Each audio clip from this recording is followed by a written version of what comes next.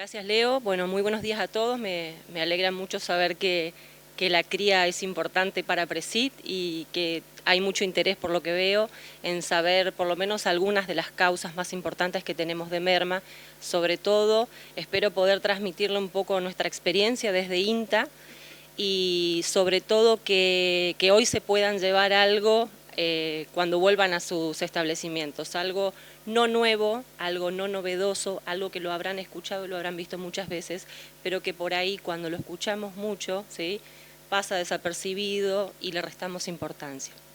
Así que hay bastante poco tiempo, ¿sí?, el tiempo es acotado, así que la primera parte, que es muy general, vamos un poquito rápido y después entramos más a lo específico. Bueno, en cuanto a... ¿Me escuchan bien? A ver, ¿sí? En cuanto a cuando nosotros hablamos de rodeos de cría, ¿sí?, ¿qué buscamos los que hacemos cría? ¿Qué busca un productor? ¿Qué busca un asesor que hace cría? Busca justamente esto, que la mayoría de las hembras se preñen, que la aparición se desarrolle sin ningún problema, que estas hembras se preñen nuevamente lo antes posible y que el destete sea bueno, ¿sí?, que tengamos la mayor cantidad de terneros y con un buen peso. Los problemas muchas veces empiezan a aparecer cuando ese ternero no está, cuando ese producto de la cría, que es ese ternero que estamos buscando, no llega. Y ahí es cuando empiezan las preguntas de dónde está ese ternero, ¿sí?, dónde está ese objetivo, ¿sí?, para lo cual nosotros trabajamos durante todo un año. Y ahí empieza a surgir un concepto que es la merma, ¿sí? Ustedes saben que la palabra merma nosotros lo usamos comúnmente en la jerga ganadera para especificar eso, para decir que nos falta el ternero. ¿Dónde está el ternero? Que no lo estoy teniendo, no lo estoy destetando. Pero esta palabra es una palabra genérica, ¿sí? Se la podemos aplicar a cualquier cosa y es la disminución de algo que yo espero tener. Y para nosotros lo podemos decir de varias formas, dependiendo de qué autor, ¿sí?, se refiera, y es el porcentaje de terneros que nos faltan, la diferencia entre terneros logrados y vientres efectivamente preñados, o el porcentaje de las vacas preñadas que no presentaron su cría a la hora del destete.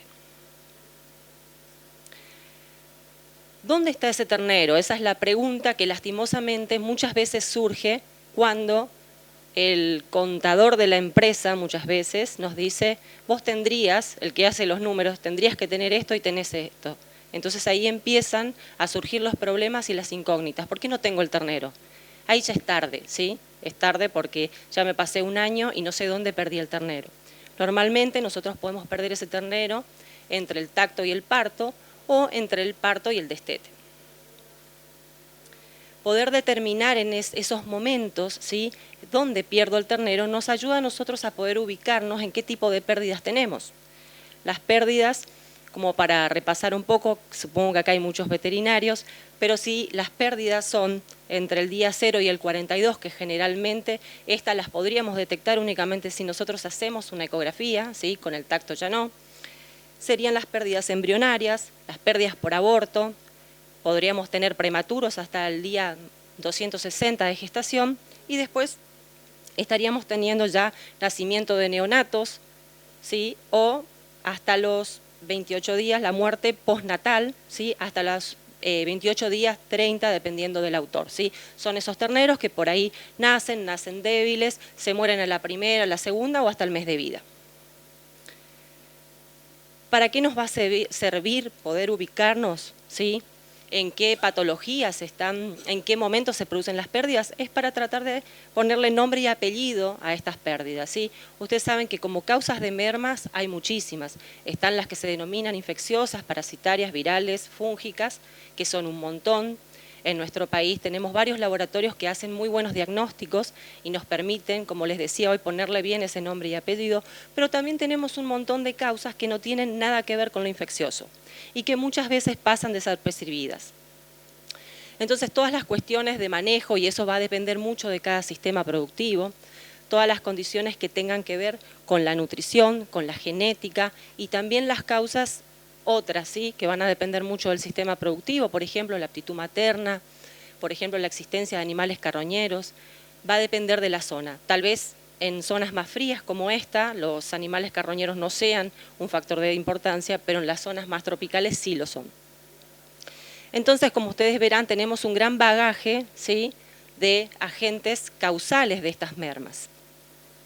Si nosotros nos remitimos a las infecciosas más importantes que tenemos hasta ahora diagnosticadas en nuestro país, en los 3/3 en los que podemos dividir la gestación, nosotros vamos a encontrar las más prevalentes hasta ahora van a ser la diarrea viral bovina, la tricomoniasis, la campilobacteriosis, IBR, leptospira, brucelosis, y esto, saber en qué tercio de la gestación se pierde ese ternero, nos ayuda un poco a poder ese lapicito, hacerle un poquito más fino los números y empezar a apuntar a qué agente buscar, ¿sí? Esto nos va a servir porque para todos los agentes no se toman las mismas muestras, no se hacen las mismas recomendaciones, entonces saber en qué tercio es importante. Durante muchos años en nuestro país y en todos los países, el diagnóstico de las mermas se ha abocado con mucho esfuerzo el diagnóstico de los fetos, ¿sí? A los que trabajamos en merma, recibir una muestra de un feto es algo fantástico y muy difícil, y le ponemos mucha energía a eso, y eso se lo transmitimos también a los productores. Entonces, cuando el productor encuentra un aborto, un feto, tiene mucha expectativa, te manda el feto y muchas veces pasa esto, ¿sí? De los diagnósticos que se mandan al laboratorio, y acá les puse algunas bibliografías de otros países para que no vean que es algo exclusivamente de la Argentina, sino los argentinos hacemos mal las cosas. No, no hacemos mal las cosas, ¿sí? Estamos muy bien, y como verán, esta es una publicación muy reciente de INTA Balcarce, en la que de cada 100 fetos que se reciben en el laboratorio, un 52%, ¿sí?, se llega al agente causal. ¿Qué quiere decir eso? Que en un 52% podemos decir esto es Brucella abortus, esto es Leptospira interrogans, Cerobar-tal, le podemos poner ese nombre y apellido. En el otro 48% que nos queda, no podemos decir qué fue. Y si nos quedamos solamente con esa muestra del feto, nos quedamos cortos, ¿sí? Y generalmente esto produce mucha frustración, porque le ponemos muchas expectativas a ese feto, y después la información que tenemos de retorno muchas veces no alcanza. No alcanza no porque el laboratorio haga mal las cosas, porque no esté preparado, ¿sí? Es simplemente porque esta muestra, ¿sí?, muchas veces nosotros los campos se encuentran alejados de los laboratorios, ¿sí?, o en las zonas en las que estamos no tenemos laboratorios de alta complejidad. Nosotros, por ejemplo, en Formosa, si queremos... ¿sí? En Formosa, si queremos realizar un diagnóstico, las muestras en general las tenemos que mandar a Buenos Aires, y son muchos kilómetros y son muchas horas. Entonces, ¿qué va a pasar ahí? El tema de la autólisis. ¿Qué quiere decir autólisis? La destrucción normal, natural, con el paso de las horas. Cuanto más autólisis tenemos en una muestra biológica, menos chances tenemos de encontrar el agente causal. Después, la mala preservación de las muestras también, y el tema de los carroñeros. Yo les puse unas fotos porque... Por ahí, a los que no conocen, los carroñeros son muy particulares, hacen un agujerito, el feto parece que está íntegro, que tiene todos los órganos, cuando lo abrís se comieron todos los órganos por un pequeño agujerito, así que siempre la inspección y ver qué tipo de muestra y evaluar qué muestra mandar al laboratorio aumenta las chances para ese buen diagnóstico. En nuestro país, hace ya varios años, el doctor Bedwick, no sé si muchos han tenido posibilidad de leer sus trabajos, empezó a ver el tema de las mermas no solamente contemplando lo infeccioso, ¿sí?, y marcó un poco este camino de decir, no nos quedemos solamente con las enfermedades infecciosas, que lastimosamente en muchos establecimientos tienen un alto impacto, lo vamos a ver ahora, pero muchas veces tenemos otras vinculadas a otros factores que no nos los va a decir un laboratorio, que nos va a decir nosotros en nuestro trabajo diario en el campo. El doctor Bedwick siguió, ¿sí?, varios campos y comparó qué pasaba con campos bajos y con campos altos, y qué pasaba con lotes de vaquillas y con lotes de vaca. Si ustedes ven ahí, hay una diferencia muy grande, ¿sí?, por lo menos en algunos casos 10 puntos, en otros un poco menos, y ustedes saben que eso se va a traducir en terneros y se va a traducir en pesos, ¿sí? Entonces, empezar a conocer cuáles son estas posibles causas y vincularlas a algunas características nos va a servir para poder erradicarlas. Unos ejemplos muy rápidos porque el tiempo es acotado, pero por ejemplo en el caso de la distosia, fíjense, en estos, él trabajó de un campus de Formosa, de Virasoro, de Curuzú, Cuatiá y del Chaco, y tenía un 71%, ¿sí?, de merma por causas de distosia, y en cambio en Mercedes, en unos campos de Pilagá, tenía el 36,6%, ¿sí? Obviamente que eso fue, ustedes imagínense, estos 85, 90, es en plena introducción de nuevas razas, el pleno auge de la inseminación artificial, entonces las empresas que empezaban a incorporar, ¿sí?, estos toros nuevos, estas razas, estas mezclas, empezaban a tener más problemas. Entonces, ¿qué quiere decir esto? Que muchas veces que exista una tecnología mejoradora, ¿sí?, mal usada, también nos impacta negativamente en la producción. Causas desconocidas, ¿sí? Esto hace más referencia a todos esos fetos que mandaban al laboratorio. Tenemos un 6,7% para estos campos y para el campo de Mercedes un 14,5%, ¿sí? Y así en cada enfermedad ustedes van a encontrar que van a haber diferencias. Son campos distintos, son campos con otras características, con otros manejos, con otras pasturas, con otros pastizales naturales, con potreros más grandes, con potreros más chicos. Y estos son los conceptos que quiero que ustedes se lleven hoy. Las mermas tienen que ver con el sistema productivo en general. Por ejemplo, en el caso de la campilobacteriosis, ¿sí?, en el caso de Mercedes se encontraban un 0,1% y en el caso de los otros establecimientos casi 3 veces más, ¿sí? Eso después cuando uno lo lleva al rodeo implica una pérdida más que interesante. Como les decía, lo que tenemos que empezar a ver es, cuando hablamos de merma, pensemos en todos los actores de nuestro sistema. Pensemos en las vacas, en los toros, en los terneros y sobre todo en las medidas de manejo. Y no nos olvidemos también de nuestro ambiente, de cómo son los potreros. Tenemos pasturas, tenemos potreros de 500 hectáreas o tenemos potreros de 50 hectáreas. Tenemos potreros limpios, tenemos la cría sobre una avena, tenemos la cría en un palmar con un campo natural, donde encontrar un ternero acá no es lo mismo que encontrar un ternero acá. Digamos, pensemos en todos estos factores, sobre todo para lo que es la merma posparto. Les voy a contar 2 ejemplos de un seguimiento que estamos haciendo, ya este es el 4º año, de lo que es pérdidas de preñez de destete, que es un seguimiento que lo venimos haciendo con un establecimiento que la verdad tiene un compromiso muy grande con nosotros porque nos permite implementar muchas medidas. Y después una consulta puntual, ¿sí?, de lo que es la merma posparto, también de un caso clínico específico. En este caso puntual nosotros recibimos una consulta de un colega en el que tenía un sistema productivo bastante intensificado, ¿sí? Las vacas estaban sobre gatón, tenían un apotreramiento algo muy parecido a lo que hacen en Paraguay, ¿sí?, gatón con potreros chicos, con esa aguada en el medio, digamos que les sirve para que todos los animales se junten. Y como le dicen ustedes, chusmear, las vacas a chusmear un rato ahí al mediodía, que están 3 o 4 horas. Bueno, ellos empezaban a ver que los terneros tenían diarreas. Normalmente la diarrea neonatal en su máxima expresión puede producir una incidencia, o sea que se enferme el 60% de los animales. Y de ese 60% la mortandad es entre el 10 y el 20%. Generalmente esto en la cría no sucede, ¿sí? ¿Por qué? Porque nosotros nos manejamos generalmente en sistemas más extensivos. Cuando nosotros empezamos a intensificar, empezamos a sumar algunas cosas que antes no las teníamos en vista o las cuales no estábamos tan expuestos. Entonces, empezaban a haber diarreas entre las 12 horas de vida y los 35, o sea, son terneros muy chicos, ¿sí?, en el mes de vida, y empiezan a tener un aumento de heces muy acuosas y una deshidratación, y los terneros generalmente se mueren por acidosis. En este establecimiento, del 100% de los terneros que nacían, el 60% de los terneros se enfermaban, ¿sí? Ustedes imagínense el estrés que va a generar eso en un productor.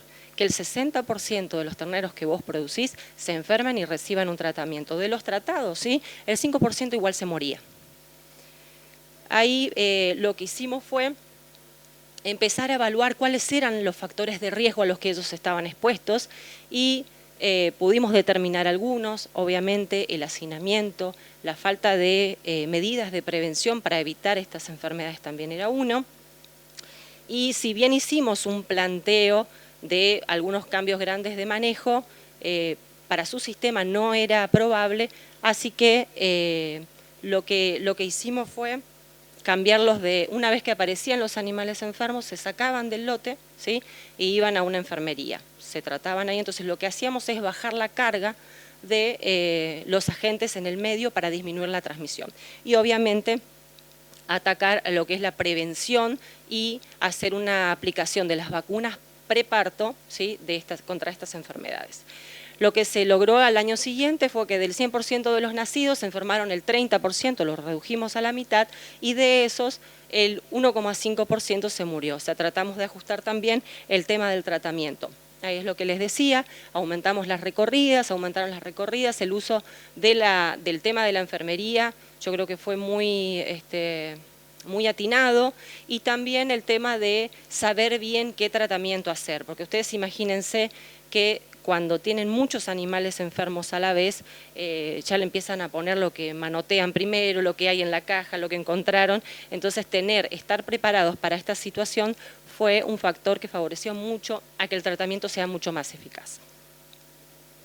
Después, en cuanto al seguimiento que les decía, nosotros trabajamos en este seguimiento sobre los toros, las vacas, sobre los terneros, sobre las condiciones de manejo del establecimiento y sobre las capacitaciones al personal.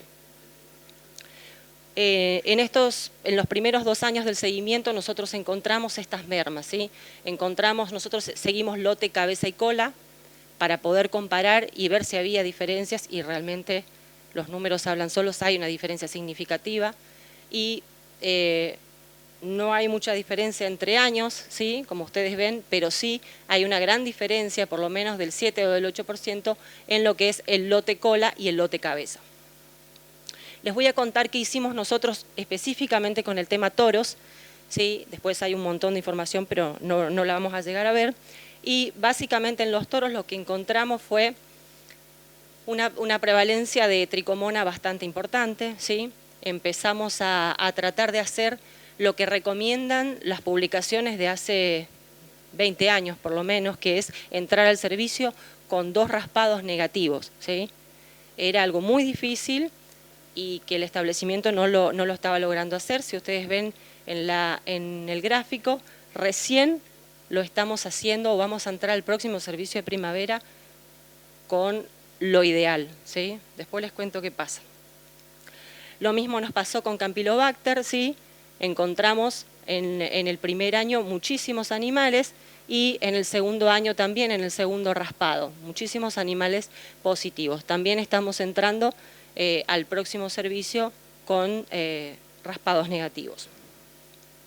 ¿Qué es lo que hicimos nosotros acá?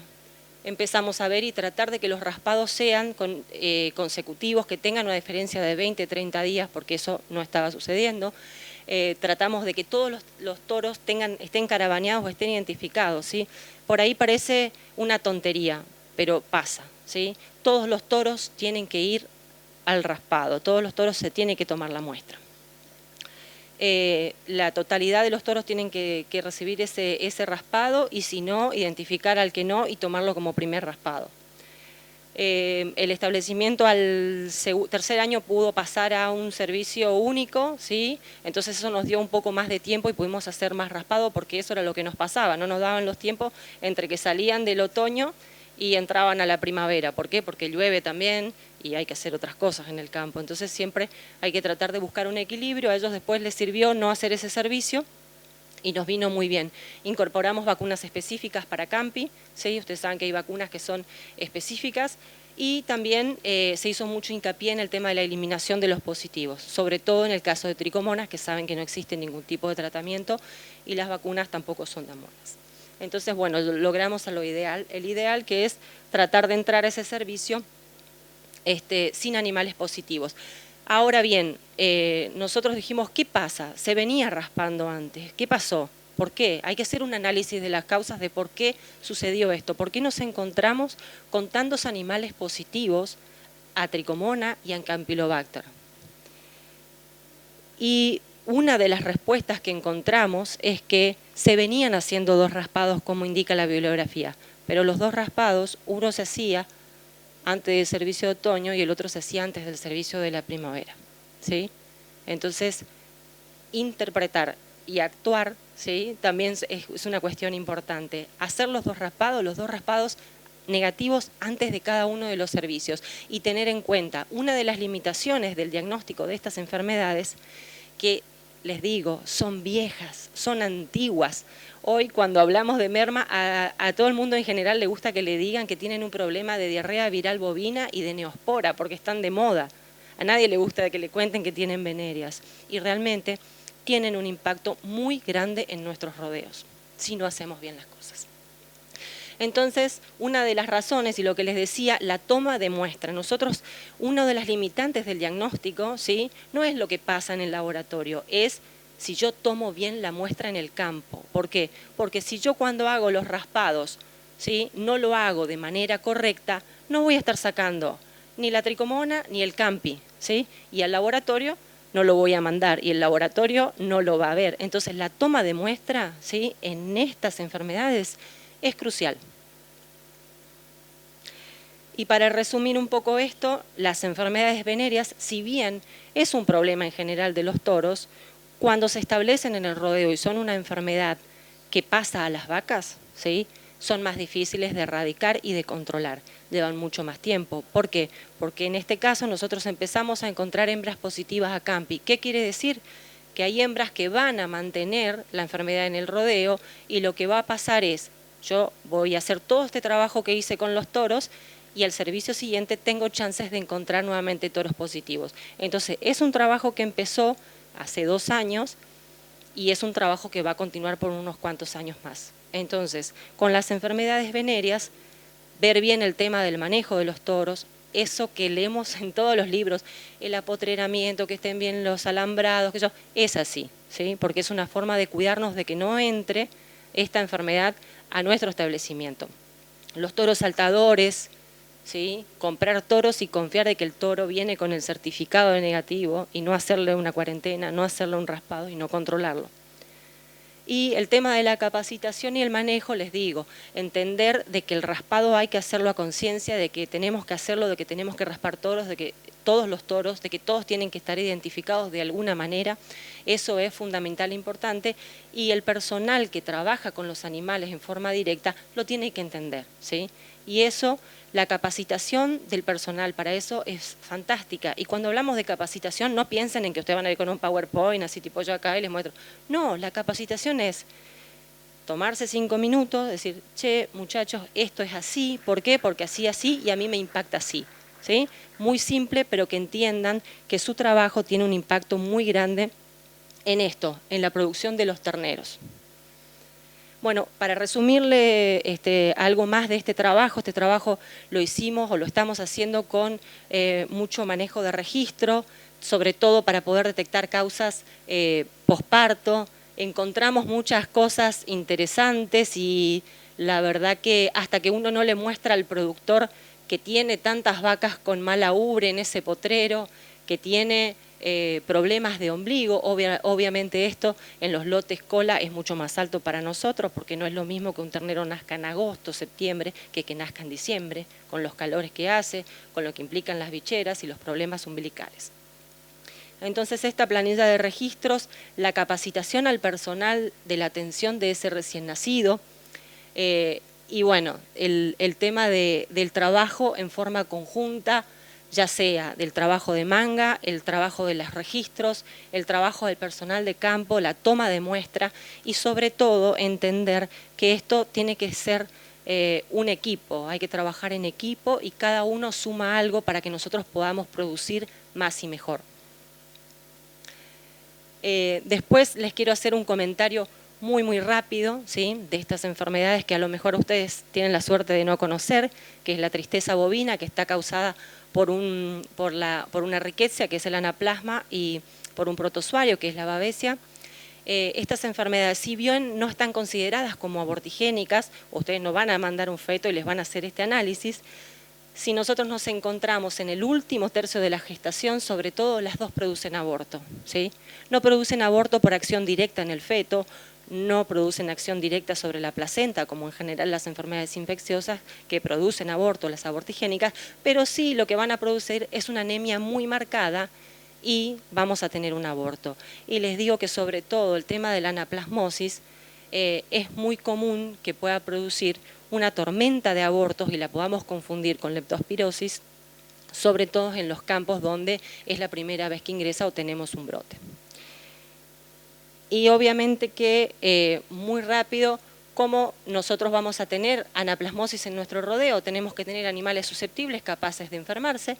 La fuente de infección en esta enfermedad es un animal que haya tenido anaplasmosis en algún momento, un animal crónico.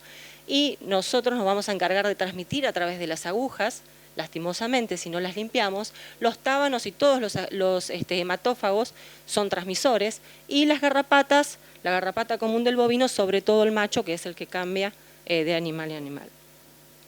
Y en el caso de la babesia, la transmisión se va a dar, ¿sí?, siempre y cuando exista la garrapata. Si yo no tengo garrapata, es imposible que tenga babesiosis, ¿sí? Entonces, una garrapata infestada con alguna de las babesias muerde a un animal susceptible y ahí se produce el contagio.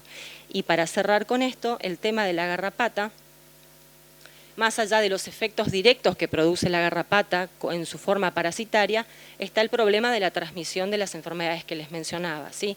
Entonces, el impacto que puede tener el mal manejo de las garrapatas en nuestros rodeos de cría es bastante alto. Para esto, INTA viene trabajando hace varios años ya en lo que es el control estratégico de las garrapatas, que lo que pretende es tratar de ver las cargas, ¿sí?, de garrapata, las cargas parasitarias que tenemos en las pasturas, ¿sí?, en determinados lugares. Esto va a variar dependiendo del lugar del país en el que nos encontremos, y atacar, ¿sí?, el punto de inicio, ¿sí?, de estas garrapatas. Cuando las garrapatas en agosto, septiembre, dependiendo del lugar, acá los que nos visitan de Paraguay tienen la suerte de tener estación seca y se les va un poquito acá, octubre, noviembre, por ahí el problema de la garrapata. Nosotros con la humedad lo tenemos antes, y es empezar a hacer aplicaciones estratégicas de los garrapaticidas, rotando las drogas para poder llegar a que el pico máximo, que es en el otoño, ¿sí?, es donde más garrapatas tenemos, sea lo más bajo posible. Porque nosotros, el 95% de las garrapatas están en la pastura y el 5% están en las vacas. Entonces, si nosotros vemos que la vaca tiene muchas garrapatas, sus pasturas están altamente infestadas, ¿sí? Y después, bueno, como para cerrar esto, las consideraciones finales y la identificación del momento en el que se producen las pérdidas de los terneros, la búsqueda de estos agentes causales, y ahí no piensen solo en el feto, piensen en la vaca vacía, piensen en el toro, piensen en el ternero, las características ambientales y de nuestros potreros, ya sea cómo están conformados, si tienen pasturas, si tienen aguadas, todo eso, hacer números de cuánto realmente perdemos, cuánto implica perder un ternero cada año y qué inversión podríamos hacer para disminuir las pérdidas de estos animales, ¿sí? Ustedes, hay muchos productores acá seguramente, hay que hacer números para todo, los asesores también, hay que hacer números. Si ustedes le demuestran al productor que incorporando una vacuna o incorporando una medida de manejo, ustedes aportan a que pueda recibir o retribuir más económicamente, esa es la forma de implementar las medidas de control y de prevención. Entonces, la toma esta de acción que les decía, la planificación, generalmente los problemas, nosotros corremos atrás de los problemas sanitarios, ¿sí? Y decimos, vamos a hacer el calendario sanitario, y muchas veces el calendario sanitario es poner 3 vacunas, y cuando tenemos realmente una mortandad, salimos a buscar el antibiótico. Cuando la vaca está llena de garrapatas, salimos a buscar el antiparasitario, salimos, ¿sí?, empezar a planificar. La sanidad es parte del sistema de producción, y en la cría, ¿sí?, mucho más. Y lo que les decía hoy, la conformación de equipos de trabajo. Acá ninguno es, por lo menos yo no me considero que sé todo ni que manejo todo, ¿sí? Pongo una parte, otra parte la pone Fernando, otra parte la pone Leandro, y juntos vamos sumando para que ese sistema productivo, para que la cría, ¿sí?, sea mejor y sobre todo nos dé más dinero. Como reflexión final les quería decir que el conocimiento de las enfermedades y su epidemiología, el diagnóstico y los factores de riesgo asociados al tipo de ambiente y al manejo que realizamos en cada uno de los establecimientos, junto a la identificación del momento de la pérdida del ternero, son sin dudas herramientas necesarias para construir esquemas de prevención un poco más eficaces, ¿sí? Muchas gracias. Bien, gracias Patricia. Bueno, pregunta, levantan la mano. Acá, Pablo. Buenos días. Felicitarte por la presentación del trabajo. No, mi consulta es si podés hacer algún comentario con respecto a DBV. Sí. Bueno, diarrea viral bovina es una enfermedad que nos está pegando muy fuerte. No sé si porque aumentó la prevalencia o porque hoy la estamos buscando. Eso muchas veces no sabemos con las enfermedades, ¿no? Es una enfermedad que tenemos varias desventajas, ¿sí? Que es justamente la presentación clínica que podemos tener, ¿sí? Si nosotros vamos a DBV como agente causal del aborto, hay establecimientos con un alto porcentaje de prevalencia. Ahora bien, tenemos que tener cuidado y ser muy minuciosos y muy detallistas en qué tomamos como un positivo. Una cosa es tener un ternero positivo a diarrea viral bovina y otra es tener una serología positiva a diarrea viral bovina.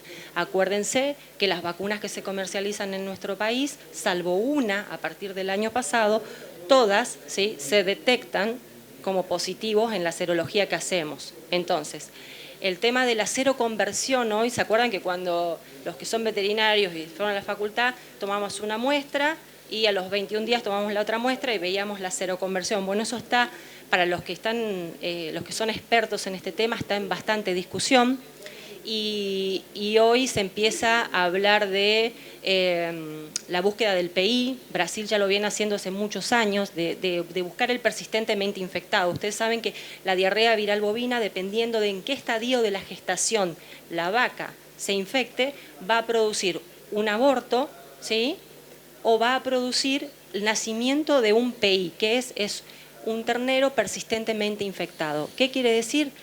Va a tener ese ternero naturalmente, el sistema inmunológico de ese animal no lo va a reconocer como extraño, va a nacer infectado y va a ser la fuente de infección para el resto del rodeo, ¿sí? Entonces, hoy en Argentina tenemos varias vacunas en el mercado y tenemos una que hoy empieza a diferenciar, es un desarrollo de un laboratorio privado en conjunto con el INTA, donde se empieza a abordar de otra forma y podemos tener la herramienta del diagnóstico, ¿sí?, como diferencial de expuesto a vacunado, ¿sí? No sé si te respondí, ¿sí? Pregunta. Hola, Buen día. te quiero primero felicitarte por tu charla. Vi en uno de los cuadros que Sí. presentaste, que una de las mermas más grandes, diríamos en porcentaje, es las mermas por distoxia, Sí. 36% de Sí. merma. Creo yo, diríamos que evidentemente cuando uno hace las recorridas de los rodeos de cría, hay una palabra que en el lenguaje de campo decimos lectura de URE. Esa lectura de URE es muy importante porque sabemos en qué momento vamos a estar más cerca de controlar cuando la vaca va a parir. Sí. Y creo que también es una deuda que tienen todos los genetistas cuando hablan y cuando uno elige un toro de bajo peso al nacer. Bajo peso al nacer significa no solamente un ternero débil, un ternero fuerte pero chico, que no tenga problema. Exactamente. Veo que en todas estas razas, diríamos, la que está más adelantada es la Aberryn Angus. Es la Aberryn Angus que tienen exactamente, que es más confiable, son los datos que tienen de pesos bajos al nacer. Las otras razas no veo que sean precisos esos depth de bajo peso al nacer. Sí, realmente yo creo que sobre todo los problemas por ahí se pueden ver. Hoy, sí, este trabajo, como les decía, es de hace varios años, pero hoy sobre todo en las vaquillas, ¿sí? Eso creo que hoy es la categoría un poco más expuesta y más sensible a que si nosotros no tenemos la certeza de que eso que dice el catálogo, bajo peso al nacer, sea así, después tengamos los problemas, ¿sí? Lastimosamente hay casos de toros que dice bajo peso al nacer y vos tenés en una vaquilla igual una distosia. Eso sucede. ¿Otra pregunta? Si no hay otra, acá. Usted hizo referencia recién a esta nueva vacuna. Sí. ¿De qué estamos hablando? ¿Qué nuevo es? Es una vacuna que no trabaja como las... Ustedes saben que en Argentina nosotros no usamos vacunas con virus vivo, porque el SENASA, digamos, para el control no las permite. Paraguay sí las usa, Estados Unidos sí las usa. Tenemos otros tipos de vacunas por los controles sanitarios, digamos, del organismo. Entonces, cuando las vacunas de diarrea viral en general están hechas de los virus atenuados o muertos, ¿sí? Entonces, la respuesta por ahí no es o no era la ideal. Uno tenía que, no es que vos vacunás una vez y la respuesta te dura 1 año, 2 años, 3 años, ¿sí? La caída de los anticuerpos generados por la vacuna generalmente no son tan buenos. Esta es una vacuna que es un desarrollo de una pequeña partícula antigénica, ¿sí? Que lo que hace es, vos se la aplicás a la vaca y lo que hace es genera la respuesta inmunológica, ¿sí? Pero esa respuesta inmunológica después no se cruza con las técnicas de diagnóstico porque vos no le estás poniendo el virus entero, ¿sí? Le estás poniendo una partecita. Y además es una vacuna novedosa a nivel mundial porque está direccionada, ¿sí? Además de eso, tiene la facilidad de unirse a las células presentadoras de antígenos, a los reticulocitos, y hace directamente la presentación. Digamos, hay trabajos de INTA, de la doctora Parreño, que es uno de las que estuvo en el desarrollo de esta vacuna, que bueno, muestran resultados muy promisorios. Lo que hay que hacer es empezar a ver cuáles son después las respuestas y los resultados a campo, ¿sí? Eso está recién en inicio, porque ya les digo, creo que se lanzó al mercado el año pasado, ¿sí? Lo que mostró tanto INTA como el laboratorio es que la respuesta es un poco más alta, ¿sí? Ustedes saben que para probar una vacuna el SENASA siempre lo que hace es tiene una vacuna como patrón, ¿sí? Como base, y dice, para presentar una nueva tiene que ser igual o superior, ¿sí? Entonces, en comparación con la vacuna patrón que tiene SENASA, de los índices de elevación de anticuerpos es un poco más alta, y yo creo que más allá de que eso sea un poco más alto, lo que es positivo, ¿sí? Si se da bien a campo, es que perdura más en el tiempo, ¿sí? Que eso, ¿cómo? Se llama VDVAX. Bueno, un comentario y una pregunta. El comentario con respecto a la distosia, que es un problema grave, creo que existen muchas razas que son ideales para cruzar y nos dan una facilidad de parto increíble, y sacrificaríamos por ahí la raza pura en el primer ternero, pero lo tenemos. Y eso pienso que hay mucho de acá. Y la pregunta es, ¿vos recomendás una vacunación sistemática de neumoenteritis? Eso va a depender de la zona, ¿sí? Eso va a depender de la zona. Nosotros en general, le digo, en lo que es el norte, el tema de las diarreas neonatales o las neumonías, ¿sí? No es algo habitual, ¿sí? Hay determinados establecimientos que tienen estos problemas. Entonces nosotros cuando vamos a ver el campo con estas cuestiones, tenemos que empezar a ver las cuestiones de manejo, a ver qué pasa, por qué estos animales que están en una forma extensiva se están enfermando, y empezar a ver cuáles son las posibles causas, porque muchas veces pensemos que con una vacuna no alcanza. Una vacuna nos puede permitir reducir un porcentaje, pero no son mágicas las vacunas, ¿sí? Ustedes saben que ni siquiera las vacunas para los seres superiores, nosotros los humanos, son del 100%. Entonces, ustedes piensen que hay vacunas, ¿sí?, que lo que van a hacer es tratar de evitar que nos enfermemos, ¿sí? Hay otras vacunas que lo que van a evitar es que contagiemos, ¿sí? Y hay vacunas que trabajan un poco y un poco, dependiendo de la gente. Obviamente que si tenemos condiciones en las que están en hacinamiento, están naciendo en épocas muy frías, son todas condiciones que van predisponiendo. Recomendar vacunas porque sí, tampoco es lo ideal, ¿sí? Cuando uno tiene un problema, empiezo el primer año con una neumonteritis, obviamente que una de las medidas es usar una vacuna, pero no va a ser seguramente la única, ¿sí?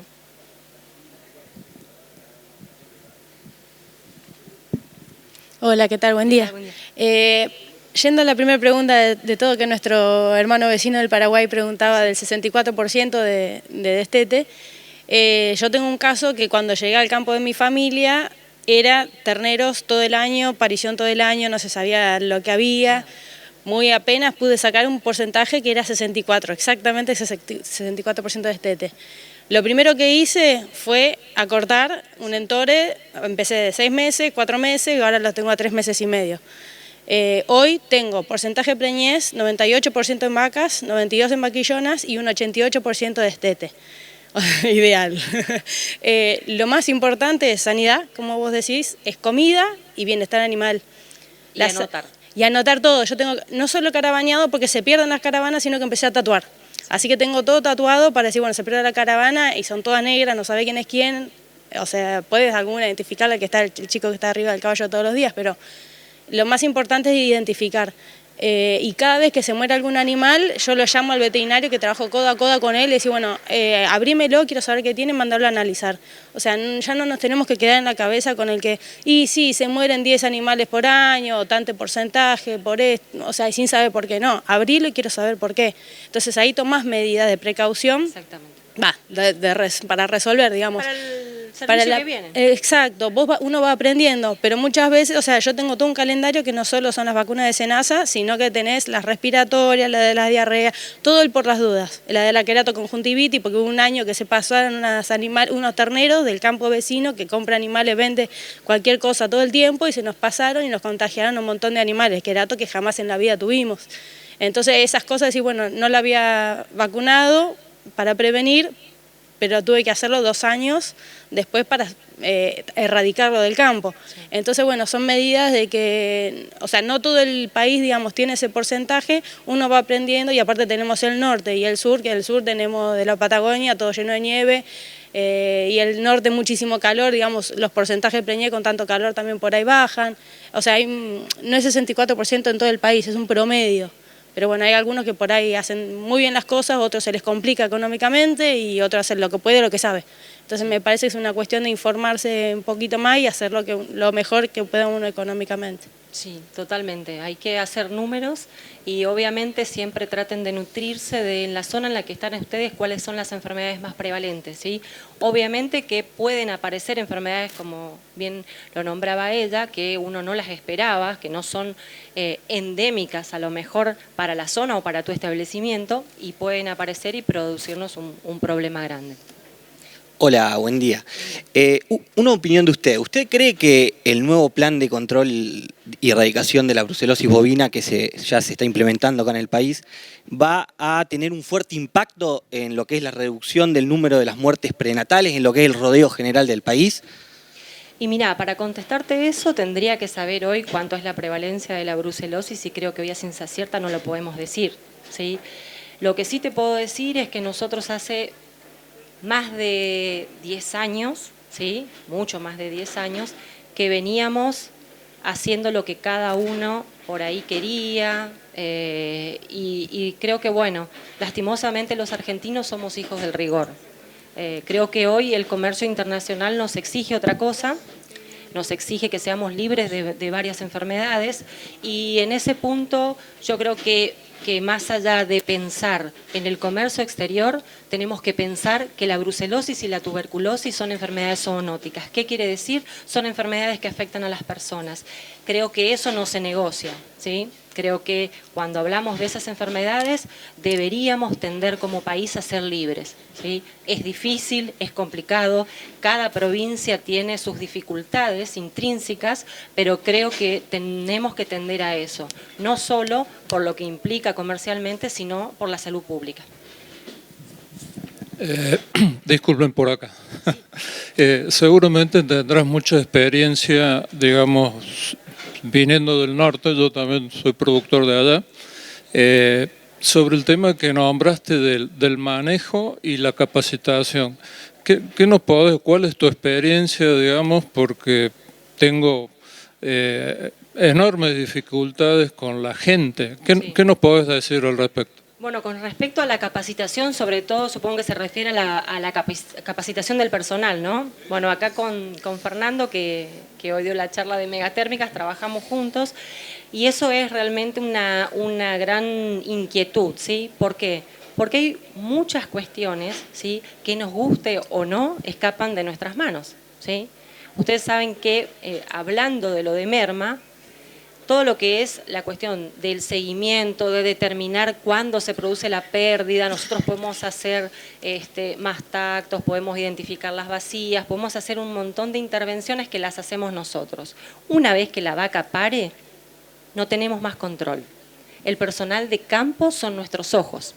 Entonces el tema de la capacitación del personal no es un tema menor, ¿sí? El tema de tomarse un tiempo de mostrarle cómo se cura un ombligo, de decirle, es importante que lo desinfectes. ¿Por qué? Porque fíjate, probá, si vos desinfectás, si vos le ponés el yodo, se va a secar, va a quedar limpio, no se va a infectar, tiene menos chance de tener una bichera. Explicarle y decirle, probá, cura uno, 2 que nacen el mismo día y el otro no lo cures. Que él, si todavía no lo tiene incorporado, lo incorpore. Hay diferentes estrategias. Muchas veces nosotros pecamos de soberbios, ¿sí? Y creemos que nosotros somos los únicos que saben las cosas y no es así. Realmente el personal de campo, si nosotros le damos el espacio, ¿sí?, la información de retorno que podemos recibir es muy grande, ¿sí? Y la intervención que pueden tener ellos desde el nacimiento hasta el destete es crucial. Pero ya les digo, la capacitación al personal no tiene que ser sentarlos en una oficina donde estén fuera de su área de confort y tengan miedo, no saben si lo van a echar, si le van a bajar el sueldo. No, tiene que ser algo lo más amigable posible, por lo menos desde nuestra experiencia. Si podemos ir a la manga mejor, si le podemos mostrar con un animal mejor, si vamos a empezar a trabajar fuertemente en esto de merma, explicarle por qué es importante que encuentre el ternero, explicarle cómo se tiene que cuidar cuando va a embolsar o poner en la conservadora al ternero para no enfermarse él, que hay enfermedades sí que producen abortos como la brucelosis, como la leptospirosis, que son zoonosis y se pueden enfermar si lo tocan con manos sin guantes, cosas muy simples pero que les sirven a ellos de herramientas y a nosotros nos sirve el doble, ¿sí? En cuanto a esto del tema de personal, una de las conclusiones que sacó el doctor Bedwin, ese trabajo que les mostré, es que el incentivo, ¿sí?, a los recorredores es una herramienta muy eficiente. Decirle que si pasa tal porcentaje de destete de ese potrero, el recorredor, se le va a dar un plus determinado de tanto, es la mejor tracción para el destete, ¿sí? Sobre todo les digo, lo que es parto destete. Bien, una última pregunta, ¿puede ser? Última.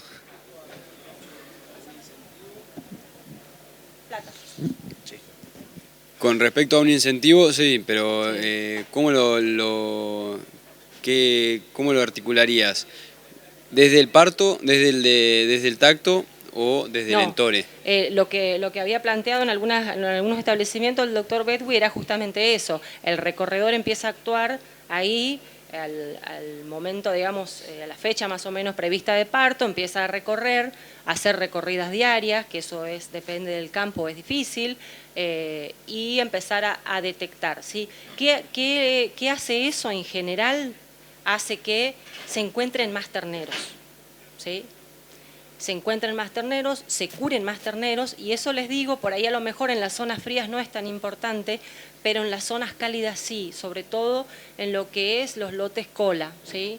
Eso es muy importante, poder encontrar temprano el ternero, poder curar ese ombligo, nos disminuye no solo los problemas de bichera, de infecciones secundarias, sino de terminar con una onfaloflebitis, que es ya cuando la infección de ese ombligo pasa a los órganos internos y afecta y produce una septicemia y ese ternero se muere, ¿sí? Se muere de una septicemia, o también con después los reflejos que vemos a veces esos terneros que vienen con la paleta dura o la pata dura, ¿sí? Que eso es el caruá, que es cuando hay una septicemia, no lo llega a matar, pero va a la articulación y le produce una lesión que después con el tiempo no se soluciona. Y ese ternero, cuando, por más que no se muera, vos lo destetás y seguramente va a tener menos peso que los otros. Entonces, a eso está apuntado más a lo que es el tema de los carroñeros, ¿sí?